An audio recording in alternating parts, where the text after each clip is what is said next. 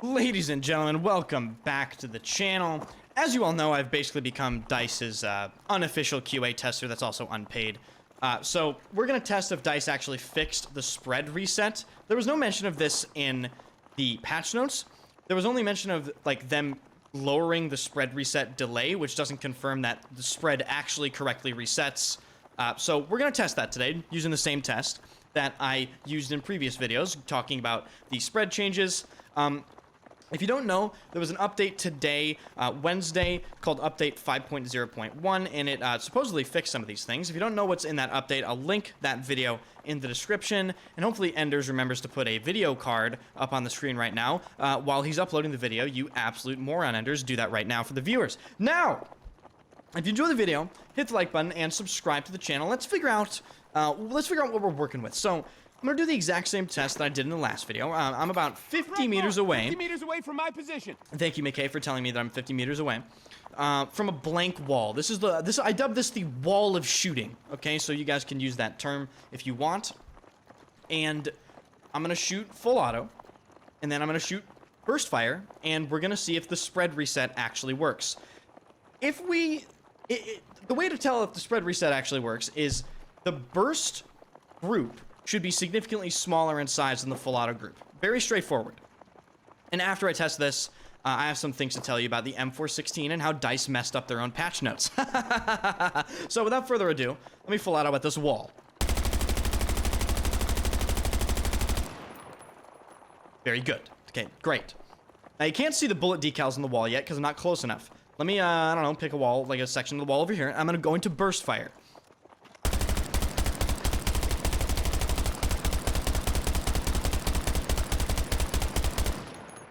Now, some of you might say, Ender, that's not burst firing. No. No, I'm bursting just like I would in Battlefield 3 and Battlefield 4. The audio lies to you. The audio is kind of lagging behind, and sometimes it doesn't actually play the burst, or it doesn't really have a separation, right? It doesn't sound like there's a separation between me shooting and me stopping shooting and then shooting again. So that can kind of fool some people. I saw some comments in the previous videos saying that I wasn't burst firing. I absolutely was. It's just the game is like not good, so you can't really hear that I'm burst firing, but I am, trust me. Now let's walk and see if the spread reset's actually fixed. Believe it or not, I haven't tested this, so I'm doing it live like, you know, Bill O'Reilly. Let's do it. Ah, okay. All right, it looks to be, ladies and gentlemen, they fixed it, I think. They fixed it. You know, always good to test it again. Let me run back to 50 meters, right? Danger located. Around 50 meters from my position. That's full auto. Very, very clearly, you know, the same as that one. That was also full auto. Let me just burst fire.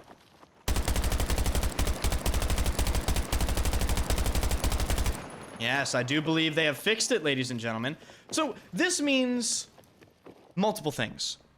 The most important thing is they can now correctly implement burst firing into Battlefield 2042's Gunplay. Before, spread reset was bugged and the bursting group would be the same accuracy as the full auto group, which made absolutely no sense. So now that they fixed this fundamental aspect of Gunplay, let's talk about how the M416 in the patch notes was basically, let's just say the patch notes were completely wrong for the M416. So as far as the M416 patch notes go, basically the real patch notes are wrong, and Battlefield Bulletin posted a clarification with the actual real values for the M416. It does 22 damage out to 40 to 60 meters, and does 18 damage out to 60 meters plus, not 75 meters and beyond, like the patch notes stated, which is actually a significant difference. Like 60 meters compared to 75 meters, if you were looking at that in game, damage range-wise, that's very significant to get those two distances not mixed up. So if you haven't tried the M416, it is pretty good now. Now, in terms of the spread reset actually functioning, this is actually huge for the Gunplay because it allows them to properly reel in the engagement distances of each weapon category to their liking.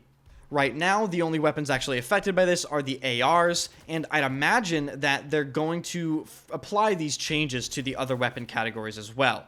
I'm kind of afraid what they're going to do to submachine guns, because weapons like the PP Bison can reach out to, you know, great distances like 70 meters, 80 meters, and obviously that's pretty ridiculous in terms of a submachine gun effective range, but I'm kind of afraid they're going to make the effective ranges like 20 or 30 meters, and past that, you're shooting just like a massive circle of bullets around targets. That is not going to be ideal. Obviously, the same concern is spread out to LMGs and any other weapon that requires any sort of spread or engagement distance reeling in. Just in terms of the feel of bursting, there's still something not quite there. It's not sharp. It's not clearly communicated to the player. I feel like the audio lags behind a little bit sometimes, and it sounds like you're shooting full auto, even if you're actually burst firing. If you were to go in Battlefield 3 or Battlefield 4 and burst fire any weapon in the game, you can clearly hear the pause between bursts, right? And I don't really feel like that's consistent in Battlefield 2042, and I think that is actually very important to communicate to the player because it just tells the player that they're doing what they actually want to do. So that's pretty much going to wrap this video up, guys. I have some very funny videos planned for the near future, so if you want to check those out, hit the like button, and of course, subscribe to the channel. Thank you to everyone that turned those notifications on for my YouTube channel. That is the best way to support my YouTube channel, and I would really appreciate anyone doing that.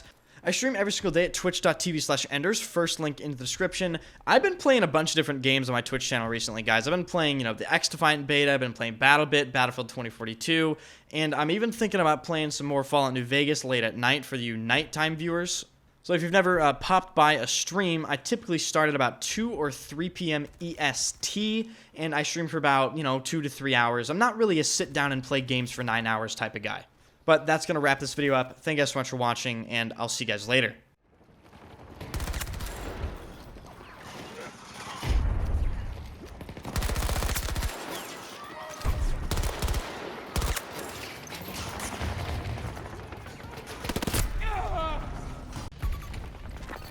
Enemy infantry!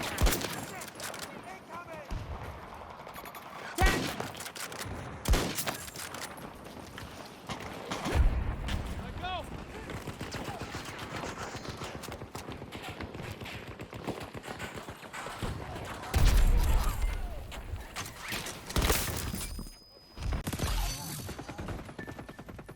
Oh, then there's this, which, hold on,